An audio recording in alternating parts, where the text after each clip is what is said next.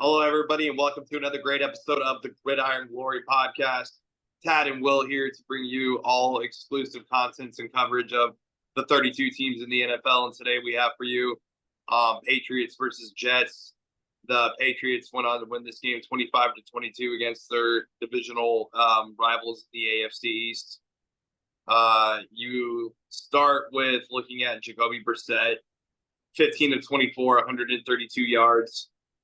Surprisingly, the offensive line did a solid enough job, only allowing 2 sacks in this football game. Drake Maye, when he did come in, because Jacoby did Brissett, I believe he got injured, right? Drake Maye got injured.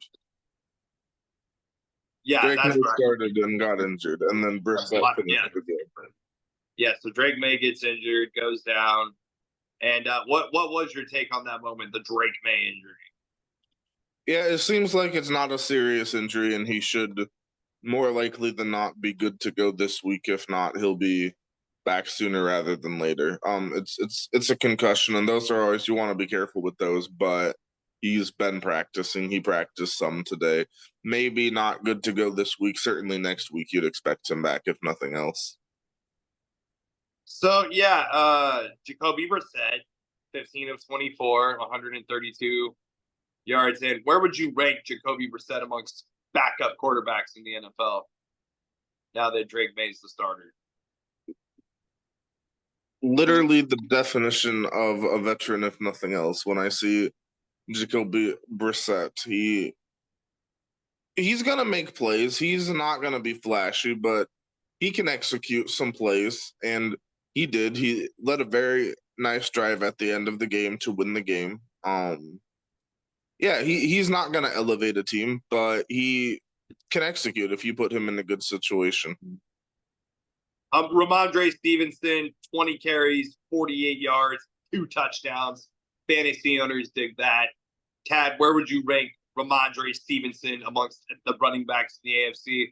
And I would definitely say he's above middle of the pack in the AFC. I mean, you like the 2 touchdowns. You want a little better than 2.4 yards per carry. I mean, obviously the offensive line is what it is, but I don't know. I'd say he's better than average. Not a lot better, but he is some better than average. Yeah, and then obviously you had guys like Hunter Henry getting involved. You might have liked to seen a touchdown to their tight end on National Tight Ends Day, but that is what that was. So, but they nonetheless find a way to get the job done in this football game. And that also comes from like really good efforts from Joey Sly. And yeah, Tad, where would you rank Joey Sly amongst kickers in the AFC East? I mean, he's definitely better than his counterpart in this game. Greg Zuerlein's had a very difficult season for the Jets. But I mean, I'd probably have to rank him behind Sanders in Miami and behind Tyler Bass in Buffalo. So probably the 3 out of 4.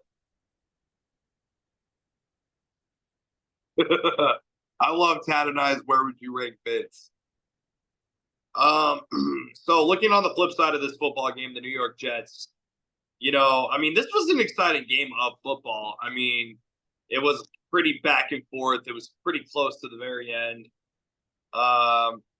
This was really a game that could have gone either way, really, towards the end of this thing. The Jets kind of, definitely made a resilient effort, but,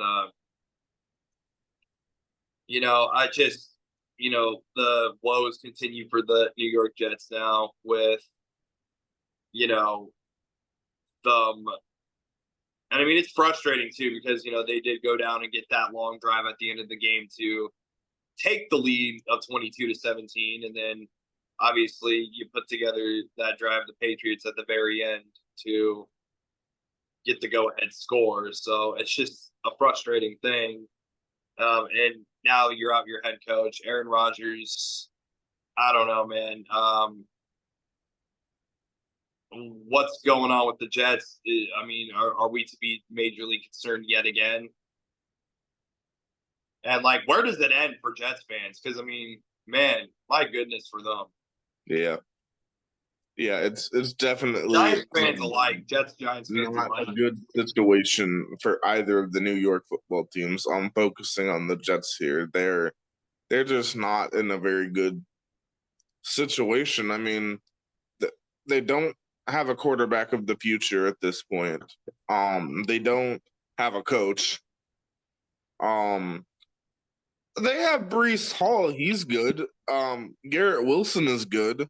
Um, Devontae Adams, he's getting older, but he's still valuable. But in terms of like just the execution, it's not there. They're arguably the most disappointing team in the NFL so far this year with their 2-6 record. I mean, when you and I talked in the preseason and early in the season, this is a team we talked about that could potentially contend for certainly a wild card spot. And I mean, we questioned how much they'd contended the division. We both considered Buffalo a fairly heavy favorite in the division, but the Jets, I mean, they've just completely lowered the bar for all of their expectations throughout the year.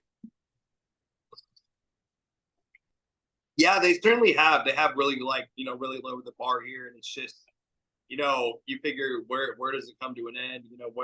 What do they need to do to rebuild themselves yet again? And Jets fans, I'm sorry, my dearest apologies to you. I mean, Patriots fans alike, but hey, you get this win against your AFC rival, AFC East rival. So a win that you kind of needed.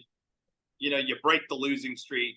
You kind of get a bit of a confidence boost if you're the Patriots. And next week you go on to play if you are the New England Patriots. Let's see. Yeah, they'll be in Tennessee noon kickoff Sunday. A good chance to go 3-6 there, and then the Jets will get the Houston Texans at home. It doesn't get any easier for them on Thursday Night Football. Yeah, so that'll be an interesting matchup there. The veteran quarterback in Aaron Rodgers, the second-year player in C.J. Stroud. Should be an interesting matchup. Patriots win 25-22. Did you have any final thoughts or takes on this game, Tad? I'm good to go. Be sure to like, subscribe, and follow on the Gridiron Glory.